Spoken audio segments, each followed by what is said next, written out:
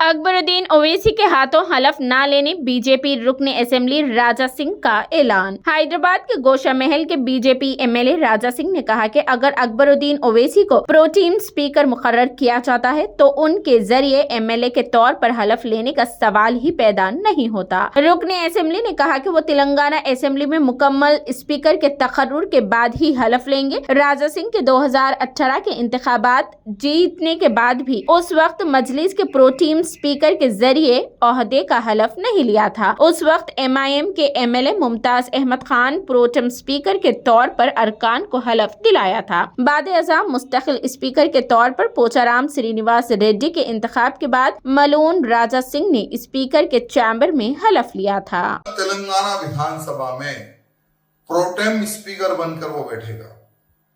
कांग्रेस सरकार ने उसके लिए स्पेशली जियो निकाला है कि कल अकबरुद्दीन ओवैसी के समक्ष सभी लोग शपथ ग्रहण समारोह में सम्मिलित होंगे।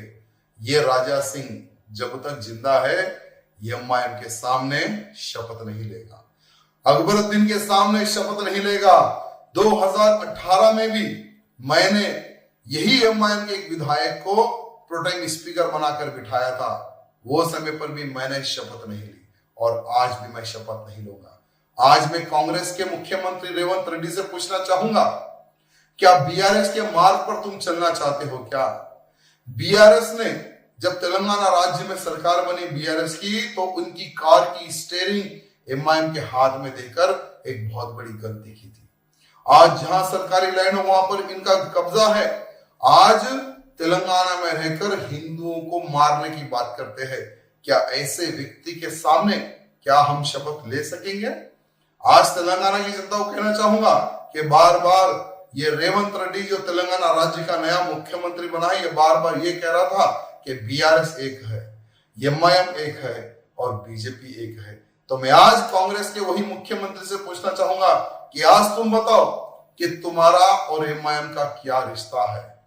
आज तेलंगाना विधानसभा में कई ऐसे सीनियर विधायक हैं, उनको भी आप बिठा सकते थे दूसरे पार्टियों के, लेकिन जानबूझकर माइनॉरिटी को खुश करने के चक्कर में, एमआईएम के नेताओं को खुश करने के चक्कर में तुम ये एक बहुत बड़ी गलती कर हो।